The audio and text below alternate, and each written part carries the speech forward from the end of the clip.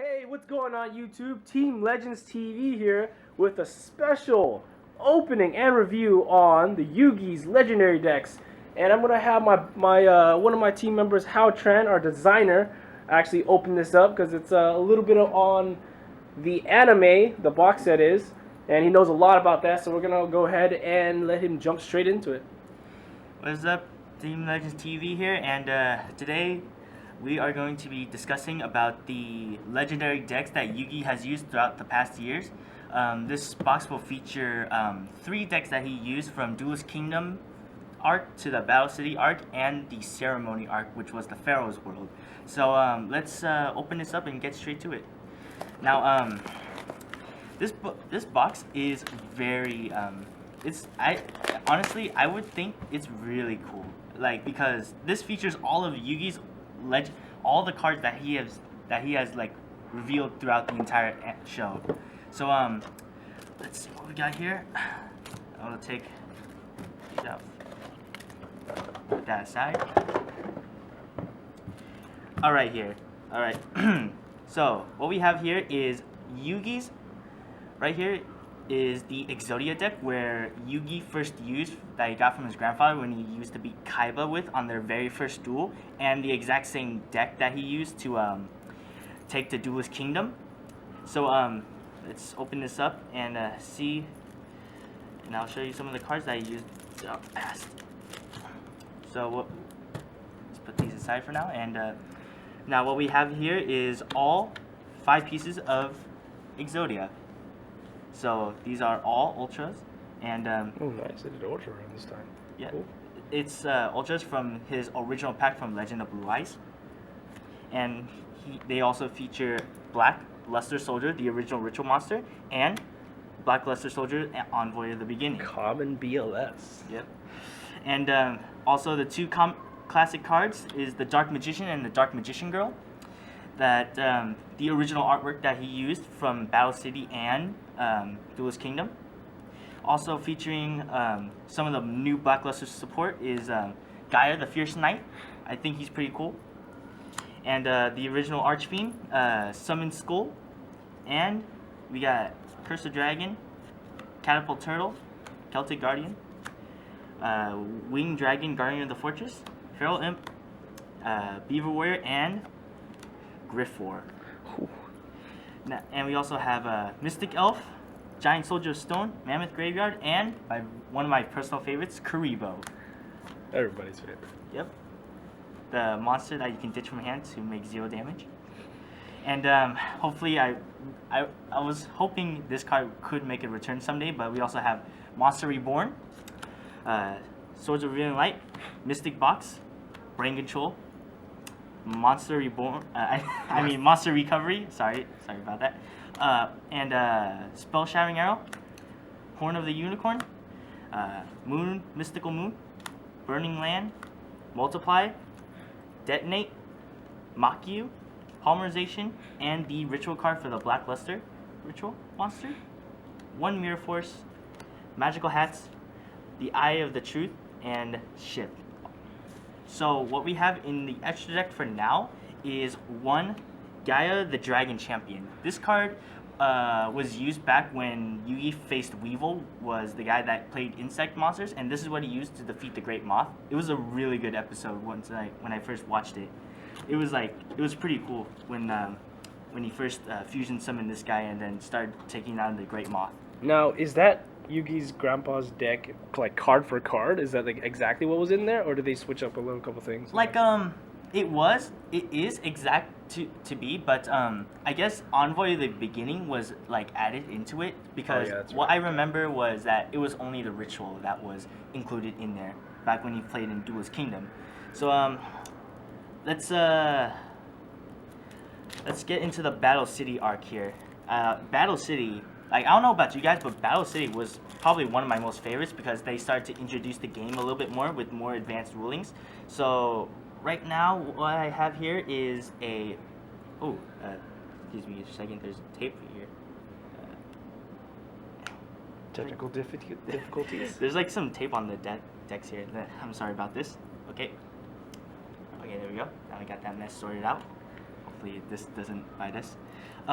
What we have here is the one of my most favorite magicians out of the entire decks was Magician of Black Chaos. I thought this guy was like the coolest ever. This is what he used to defeat Pegasus in Duelist Kingdom when he first summoned 1,000 Irish Strip. That card was so good back then until Yugi summoned this guy out and beat him and won the tournament.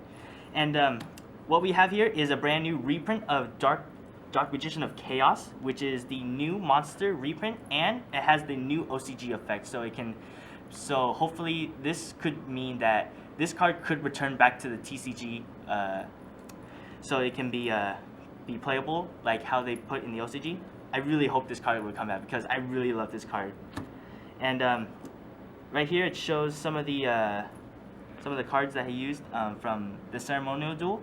It shows the silent level monsters back then. It shows the Silent Magician, and right here is the different alternate artwork of Dark Magician. And Silent Magician is pretty cool. I thought it was interesting at first when I first saw it. And well, we got one spell is Gold Sarcophagus, and I forgot this guy's name. Gandora, the Dragon of Destruction. So this deck is actually from the Ceremonial duel when Little Yugi used to fight the Pharaoh known as Atem. So this is the final duel between the two. So this is Little Yugi's deck before Yami first used the Egyptian god cards in. So we have Silent Magician level 4, Silent Swordsman level 7, level 5, and level 3. This card, I remember this card was really good back then because I remember the level 5 swordsman couldn't be affected by spell cards, so I thought this card was pretty cool, and I thought he was pretty useful. I thought he was pretty cool because he wasn't unaffected by spell cards, so I thought he was pretty cool. So next we have a common Dark Magician Girl with alternate art and the new Blackluster Soldier, and hopefully like in the next set of Breaker's Shadow, hopefully we get the new Blackluster support and see like if it's pretty good. Because I've been hearing there's so much hype for this deck. Tricky, and Jack's Knight, Queen's Knight, and King's Knight. And what we have here are the 3 gadgets. Now these cards were first introduced when Yugi used them in the Ceremonial duel, and this is when he first released the gadget support where they all searched out for each other each time they were summoned. So it was a really good engine. So we got Skilled Dark Magician and Skilled White Magician. Next we have Blockman, Marshmallow, and again Karibo. So in the Ceremonial deck we got Monster Reborn, Swords of Revealing Light, Cards of Sanctity, Polymerization, Dark Magic Attack, Magicians Unite, Dedication through Light and Darkness, and the Ritual card for the Dark Magician of Chaos. And one Tricky Spell 4, the emblem of the Dragon Destroyer. This is going to be the next best card for the search for that Blackluster Soldier deck.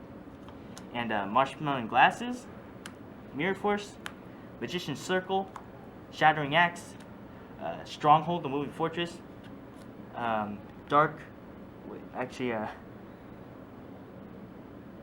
Miracle Restoring. It's hard for me to pronounce these words. Restoring. Miracle Restoring. Miracle Restoring. Okay, thank you. Come on now. Thank you. And also we got the brand new, well, not as brand new, but it's going to be played back again. We got Dark Paladin. Now, what I heard from the Blackluster Soldier deck is that you can actually play this card with it because the spell card includes you can special summon a fusion monster that includes Blackluster Soldier as a material. Since it does say Blackluster Soldier, that means this card can be playable in the Blackluster Soldier deck. So hopefully I can see how that deck works out. So now we are going to get with the Battle City deck when he first used to play against Kaiba and throughout all the enemies from Battle City, like Merrick and his strong Winged Dragon of Raw deck, which was pretty badass. So let's see what we got here. So I want to point out that some of these cards did bring back a lot of memories. So I remember Valkyrian, the Magnet Warrior. He was pretty cool. He was like way stronger than Blue Eyes back in the day. And this card has been long released, but this is probably one of my favorites. This is the evil red Dark Magician that Arcana used back in the day when he faced Yugi from his Dark Magician versus his Dark Magician. So this one was from the episode when Arcana had his very own Dark Magician and said and wanted to face Yugi to see who was the powerful spellcaster. So that episode was really cool, and I really do like the artwork on this card. Makes Dark Magician, instead of like a good, he's more of an evil, badass looking person. And we got the Ultra Dark Magician Girl, and we got Ultra Swords of Revealing Light and Mirror Force. Ultra rare Mirror Force. Huh? Yep. Nice. Lackluster Soldier. Buster Blader, you mean? Oh, Buster Blader. I'm sorry. Like the whole deck with the whole deck. It's starting to get to me now because I can't wait for the Buster Blader deck to come out, because I heard it is really good actually, because like I've seen some people test it out. I've seen how it's played. I think it could be meta, or I could be wrong, but it looks pretty fun to play. So we got more of the Queens, Jacks, and King's Knight. Hopefully, I really wish they had the fusion in here, but it's pretty cool. Like the fusion is like all three of the knights together, and Baphomet and Gazelle, King of the Mythical Beast. And now introducing the three Magnet Warriors that Yugi first played, which is Beta, Gamma, and Alpha. Now, one of the biggest monsters that had the strongest defense was Big Shield Gardner. This is probably one of the first monsters I ever seen with the highest defense I ever saw, because I thought I can see this guy can be pretty trolly when they run into it, because that's a lot of defense. We got Karibo again, Monster Reborn, Dark Magic Curtain. This card was an easy access for Dark Magician if you're playing that deck, because this thing can allow you to special summon Dark Magician from your deck by just paying half your life points, and then you can go a bunch of plays with this. So hopefully the Dark Magician deck would be really good. Thousand Knives, Magic Formula, Magical Dimension, Diffusion Wave Motion, Double Spell, Ectoplasm, Soul Taker, Pot of Greed, one of the strongest draw cards in the world. It really is, because like you just draw two for free. That's broken. Cards of Card Destruction, Exchange, Monster Recovery, Polymerization, Defusion, and Multiply. That's all the spells, and now we go into traps, which is Magical Hats, Magic Cylinder, Spellbinding Circle, Light Force Sword. This card was pretty good, because I remember this is the card that they first introduced when Yugi was playing against the Rare Hunter with the Exodia deck, because in that episode it showcased that the Rare Hunter had almost had all five pieces, and he was about to draw into his last piece. Next, during his draw phase, Yugi played this card to get rid of one of the pieces from his hand so he couldn't play Exodia. That was one of the greatest moves I had ever seen since, and he basically turned it around with this deck. And not only that, he also played Chain Destruction. This card was also introduced when he first took out the Exodia head. What happened was that the Rare Hunter summoned Exodia head to the field because he had overpacked so many Exodia pieces, because he was playing like three playsets each in his deck, and he had so many cluttered pieces in his deck, so he rarely had any monsters. So what his mistake was that Yugi had this set and then summoned the Exodia's head in defense mode, so basically he would protect himself. But what happened was that when Yugi flipped this card over, it basically destroyed all the Exodia heads from his hand and deck, but not on the field. So basically, he was stuck with an Exodia's head that was stuck on the field, and he wasn't able to get all pieces of Exodia. So basically, Yugi was the first person to actually destroy Exodia before anyone else could. Next, we have Soul Rope and Tragedy.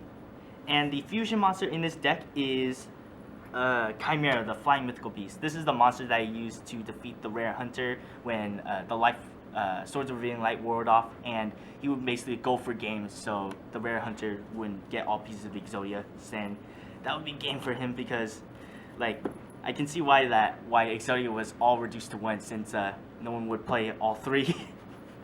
And now this is the one I wanted to show you. This is the promos that I wanted to get. If I can just open them, if I can.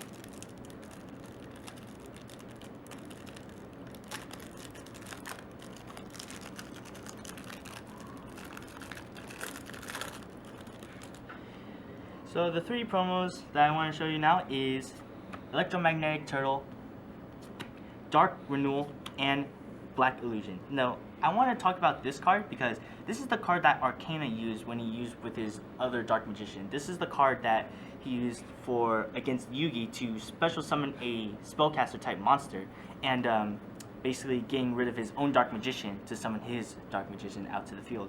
And I thought that was kind of cheap, but still, it was a fixed duel. So I'm pretty surprised that Dark Magician has more support because I'm kind of interested about the Black Illusion card because it says that until the end of this turn, all Dark Spellcaster type monsters with 2,000 or more attack currently you control cannot be destroyed by battle or by card effects. So that's pretty good for if a person wants to build the Dark Magician deck. And this is the main card I really want to talk about because like I heard there was some hype for this card. Electromagnetic Turtle's effect can activate in the grave. So during your opponent's battle phase, if they were to during the battle phase, you can banish this card from your graveyard and just completely end their battle phase. So it's basically like a battle fader, and it's also a quick effect. So this is basically like a battle fader effect, so they can go into main phase too. So this is what I really like about it. And what we have here are the three cards that Yugi got from the box when he first got from Pegasus. These are the cards that he needed to get to Duelist Kingdom, which was to Set Sail and Duelist Kingdom and the Glory King's right hand. This is the card that he needed to play in order to win the cash $1 million. So when he first played Pegasus, and this one is when they get an invitation to Duelist Kingdom, and this is when they needed to get access to the yacht that they were supposed to set sail to. So basically, this all came from the set that where he first got the glove with the star chips in. That's how it first came out. And this is from where he got when he first got the videotape when they both had to duel him to that enchanted device that Pegasus created. And what we have here are the 3 original Egyptian god cards. So these are the non-playable ones. As you can tell, like the backs of them, they can't be played because they're all different color. And they have no effects on them too. And they have no effects. Just flavor text. Yeah, like flavor text because like these are just basically for collector's purposes, but I do like them in their original text. But like right here, like I remember like when from Cypher the Skydragon, I remember when this card was released, he was pretty OP, like because he can gain attack points for every card in your hand. And in that episode when Yugi had to face against Cypher the Skydragon, that he had to go against this from Merrick when he played Buster Blader. So basically he needed this card to get over this guy. So what happened was in that duel that he made him deck out, so he was able to get defeated by his own weakness. And I can't really explain it as well, but it was a good episode. If you want to check it out, just check it out for yourself. And I remember Kaiba first got this card from Shizu. This is the first god card that was first introduced, and this is the last god card that was supposed to be the most strongest out of them all when Merrick first used it at the Battle City Finals. So I feel like it's the weakest and the least popular one. Yeah, because like in the anime he was supposed to be the strongest, but it turned out he wasn't really as strong as before. And we also have one token. This is the Yugi token that I'm really interested about because it looks pretty cool. Like, to be honest, I really like this token a lot. So yep, that's the whole box opening. Hope you guys like it. And any comments, Brandon? Would you recommend this for all the anime show fans? I mean, yes, I would recommend this for people who watch the anime and people who like to purchase this as a collector's item or anything for that, or just to play for fun. For meta, I mean, obviously it's not a competitive deck. Yeah, it's not really competitive, but for meta players, you can just play it for fun. Just try out some of the cards in here, and yeah. So Alright guys, thanks for watching. Thanks for Halchan for doing that review. Don't forget to like, comment, and subscribe, and thanks for watching.